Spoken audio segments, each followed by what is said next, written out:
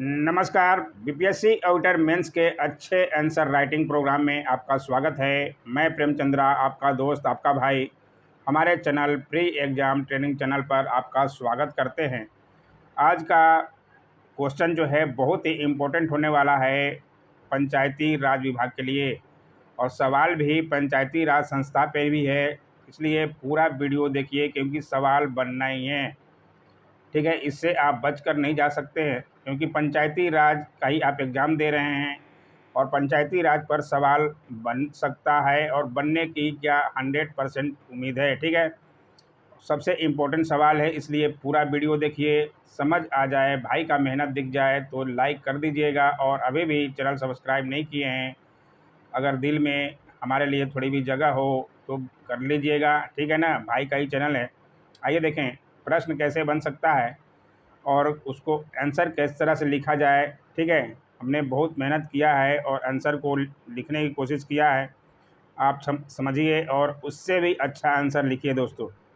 ठीक है ना, इसमें है, प्रश्न है, आपदा जोखिम न्यूनीकरण और आपदा पश्चात प्रबंधन दोनों ही विषयों में पंचायती राज संस्थाओं की भूमिका अत्यंत महत्वपूर्ण है, उस पर चर्चा करना है। ठीक है, प्रश्न को पहले समझा कीजिए कि प्रश्न क्या पूछ रहा है। इसमें आपको पंचायती राज के बारे में थोड़ा संक्षिप्त परिचय भी देना पड़ेगा, इंट्रोडक्शन में तो आपको बताना ही पड़ेगा। ठीक है, उसके बाद पंचायती राज संस्थाओं के महत्व के आपको बताना पड़ेगा। उसके बाद इसकी चुनौतियां क्या क्या आती है और आगे की राह आपको बतानी हैगी अपनी भाषा में। ठीक है, और निष्कर्ष में आपको अपनी भाषा का प्रयोग करना है। मैंने यहाँ किया है बहुत जगह से सर्च करने के बाद। ठीक है, तो देखिए, समझिए और अपने अनुसार अच्छा आंसर लिखिए। ठीक है, एग्ज़ाम डेट आ गया है, फॉर्म भरने का डेट आ गया है, सब कुछ आ गया है, अब लग जाइए तैयारी में। ठीक है दोस्तों, आइए देखें, लाइक कर दीजिए अभी ही, आप बाद में भूल जाते हैं। ठीक है, 73वें संविधान संशोधन कब हुआ था? 1992 के माध्यम से देश के आर्थिक विकास में महत्वपूर्ण भूमिका अदा करने में स्थानीय निकायों को सशक्त करने हेतु उन्हें एक मजबूत आधार प्रदान किया गया था। ठीक है, बहुत बार पीटी के एग्जाम में भी सवाल यहाँ से बनता है। इस संशोधन के माध्यम से स्थानीय स्वशासन की संस्थाओं के रूप में पंचायतों की परिकल्पना संविधान के भाग 9 में की गई है। ठीक है, उम्मीद है यहाँ तक आपको समझ आ रहा होगा। इंट्रोडक्शन समझ आ रहा है तो लाइक करते हुए चलिएगा। ठीक है, इस संदर्भ में आपदा जोखिम न्यूनीकरण और आपदा पश्चात प्रबंधन दोनों ही विषयों में पंचायती राज संस्थाओं की भूमिका अत्यंत महत्वपूर्ण है। ठीक है, अब क्या लेते हैं, आपदा प्रबंधन में पंचायती राज संस्थाओं का महत्व क्या है। पहले महत्व देखेंगे, फिर चुनौतियां देखेंगे, उसके बाद आगे की क्या राह होगी ये देखना पड़ता है। हर अधिकतर प्रश्न के उत्तर में ऐसे ही देखना पड़ता है दोस्तों। ठीक है, तो आपका पहले महत्व को दिखाइए। महत्व में हमने लिखने का कोशिश किया है, आप भी देखिए, समझिए। ज़मीनी स्तर पर आपदाओं से निपटना। ठीक है, यानी कि पंचायतों को शक्ति और उत्तरदायित्व के हस्तांतरण में से प्राकृतिक आपदाओं के मामले में ज़मीनी स्तर पर प्रत्याशी और प्रतिबद्ध प्रतिक्रिया पाने में सहायता मिलेगी। और आगे है, राज्य सरकार के साथ तालमेल में कार्यरत प्रभावी और सुदृढ़ पंचायती राज संस्था पूर्व चेतावनी प्रणाली के माध्यम से आपदा से निपटने में मदद करेंगे। ठीक है, क्योंकि ग्राम के पंचायती विभाग जो है ग्राम स्तर पर काम करती है। ठीक है, आगे है, दूसरा पॉइंट है, बेहतर राहत कार्य सुनिश्चित करना।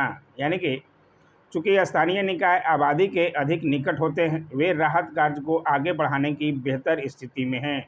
साथ ही वे ही स्थानीय लोगों की आवश्यकताओं से अधिक परिचित होते हैं।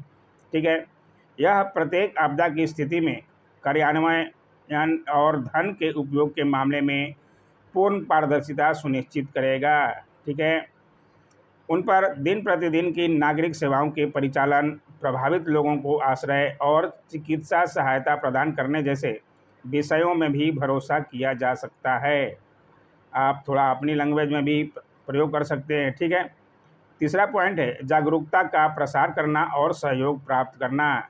इसमें क्या है, स्थानीय स्वशासन संस्थाओं का लोगों के साथ ज़मीनी स्तर का संपर्क होता है और वे किसी संकट के मुकाबले के लिए लोगों के बीच जागरूकता के प्रसार और उनकी भागीदारी सुनिश्चित करने में प्रभावी रूप से मदद कर सकते हैं। ठीक है, अच्छा लग रहा है तो सब्सक्राइब ज़रूर से ज़रूर कर लीजिएगा दोस्तों, यही मुझे चाहिए और कुछ नहीं चाहिए। मैं आपके लिए दिन रात मेहनत करता हूँ, इतना तो मेरा फ़र्ज़ बनता है, इतना तो आपको भी सोचना पड़ेगा। केवल सब्सक्राइब वो भी फ्री करना होता है, तो इतना तो कर ही सकते हैं। ठीक है, वे बचाव और राहत कार्यों में गैर सरकारी संगठनों और अन्य एजेंसियों की भागीदारी के लिए भी आदर्श माध्यम का निर्माण करते हैं। ठीक है, उसके बाद हम देखते हैं समस्याएं। पंचायती राज संस्थाओं के समक्ष विद्यमान समस्याएं कौन कौन सी आती है, तो इसको भी देखना पड़ेगा। ठीक है, सांसदों और विधायकों का हस्तक्षेप, ये क्या है? पंचायतों के कामकाज में क्षेत्रीय सांसदों और विधायकों का हस्तक्षेप उनके प्रदर्शन पर प्रतिकूल प्रभाव डालता है। ठीक है, क्योंकि बहुत ये हस्तक्षेप किया जाता है, देखे ही होंगे आप लोग। धन की अनुपलब्धता, यानी कि पंचायतों को पर्याप्त धन प्रदान नहीं किया जाता है और उनसे अधिक महत्व राज्य या नियंत्रित सरकारी विभागों को दिया जाता है, जो पंचायतों के अधिकार क्षेत्र में आने वाले कार्यक्रमों के कार्यान्वयन में भी अपना नियंत्रण बनाए हुए हैं। ठीक है, उम्मीद है समझ आ रहा होगा। समझ आ रहा है लाइक ज़रूर कीजिएगा दोस्तों, लाइक से ही पता चलता है कि मैं क्वेश्चन जो है किस तरह से बता पाया और लड़के कितना समझ पाए। ठीक है, अब है अपूर्ण स्वायत्तता, यानी कि जिला प्रशासन और राज्य सरकारों द्वारा अधिरोपित विभिन्न बाधाओं के कारण प्रायः पंचायतों के पास स्वतंत्र रूप से कार्य कर सकने के लिए प्रणालियों, संसाधनों और क्षमताओं का अभाव होता है। ठीक है, अगला पॉइंट है पंचायतों के अधिकार क्षेत्रों के संबंध में अस्पष्टता। ये इसमें क्या रुकावट आती है? यद्यपि पंचायती राज ग्राम, प्रखंड और जिला स्तर की त्रिस्तरीय एकीकृत व्यवस्था है, बिहार में भी है, यही है। ठीक है, यहाँ आपको बिहार से भी कुछ रिलेटेड करना पड़ेगा अगर बिहार से पूछे। ठीक है, क्योंकि बीपीएससी का एग्ज़ाम दे रहे हैं, आपको बिहार से भी यहाँ पे थोड़ा लिखना पड़ेगा दोस्तों। ठीक है, लेकिन उनके क्षेत्राधिकारों और संकल्पनाओं के संबंध में व्याप्त अस्पष्टताओं के परिणाम स्वरूप वे काफ़ी हद तक अप्रभावी ही रही हैं। ठीक है, राष्ट्रीय आपदा प्रबंधन अधिनियम 2005 में भी पंचायतों की शक्तियों और उत्तरदायित्वों को पर्याप्त रूप से परिभाषित नहीं किया गया है और इसे संबंधित राज्य सरकारों द्वारा निर्धारित किए जाने के लिए छोड़ दिया गया है। ठीक है, अब आगे की राह क्या होगी, इसको भी देखिए और समझिए और अपने अनुसार अच्छा आंसर और लिखिए।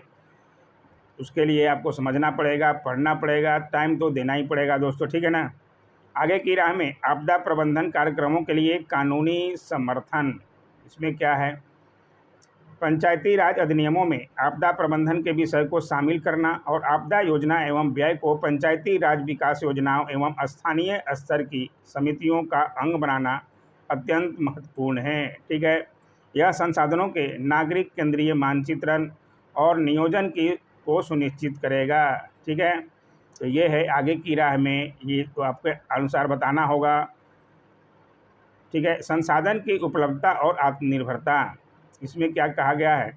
स्थानीय शासन, स्थानीय नेतृत्व और स्थानीय समुदाय को जब सशक्त किया जाता है तो वे किसी भी आपदा पर त्वरित और प्रभावी ढंग से प्रतिक्रिया देने में सक्षम होते हैं। बहुत अच्छी तरह से लिखा गया है। स्थानीय निकायों को सूचना और मार्गदर्शन की आवश्यकता है, साथ ही ऊपर से प्राप्त निर्देशों की प्रतीक्षा किए बिना आत्मविश्वास से कार्य कर सकने के लिए उनके पास संसाधनों, क्षमताओं और प्रणालियों का होना भी आवश्यक है। ठीक है, और आगे के पॉइंट में है आपदा प्रबंधन प्रतिमान में परिवर्तन, यानी कि आपदा प्रबंधन के जोखिम शमन सह राहत केंद्रीय दृष्टिकोण को बदलने हेतु इसे सामाजिक न्याय के साथ आर्थिक विकास की एक एकीकृत योजना में परिवर्तित करने की तत्काल आवश्यकता है। ठीक है, बहुत अच्छी तरह से लिखा गया है। और आगे है सामूहिक भागीदारी, यानी कि समुदाय के लिए नियमित स्थान विशिष्ट आपदा प्रबंधन कार्यक्रम आयोजित करना और सर्वोत्तम अभ्यासों की साझेदारी के लिए मंचों का निर्माण व्यक्तिगत एवं संस्थागत क्षमताओं को मजबूत करेगा। ठीक है, आगे है पॉइंट में है, बहुत अच्छी तरह से लिखने का कोशिश किया गया। आप इसको और संक्षिप्त में लिख सकते हैं या और अधिक जोड़ सकते हैं। व्यक्तिगत सदस्यों को भूमिकाएं सौंपना और उन्हें आवश्यक कौशल प्रदान करना ऐसे कार्यक्रमों को अधिक सार्थक बना सकता है। ठीक है, और अगला पॉइंट है लोगों से वित्तीय योगदान प्राप्त करना, यानी कि सभी ग्राम पंचायतों में सामुदायिक आपदा कोष की स्थापना के माध्यम से समुदाय से वित्तीय योगदान की प्राप्ति को भी प्रोत्साहित किया जाना चाहिए। ठीक है, और निष्कर्ष में हमने भी अच्छी तरह से लिखने की कोशिश किया, आप भी देखिए समझिए। दुर्भाग्य से पंचायती राज संस्था अभी तक पूर्व तैयारी चरण में या आपदा के दौरान और आपदा के बाद के अभियानों के दौरान प्रमुख भूमिका निभा सकने हेतु पूर्ण सशक्त नहीं बनाए गए हैं। ठीक है, पंचायती राज संस्थाओं को आपदाओं के प्रबंधन के लिए एक उचित तंत्र की आवश्यकता है, जिसमें एक जोखिम कैलेंडर बनाना, एक ग्राम आपदा प्रबंधन प्राधिकरण का निर्माण, उचित प्रशिक्षण हेतु बुनियादी ढांचा शामिल हो। ठीक है, तो इस तरह से ये पंचायती राज पर पूरा डिटेल बता दिया गया, उसके महत्व क्या हैं, क्या क्या चुनौतियाँ हैं और आगे की राह क्या हो सकती है, निष्कर्ष भी। ठीक है, कैसा लगा वीडियो ज़रूर से ज़रूर कमेंट किया कीजिए, लाइक तो बनता ही है दोस्तों।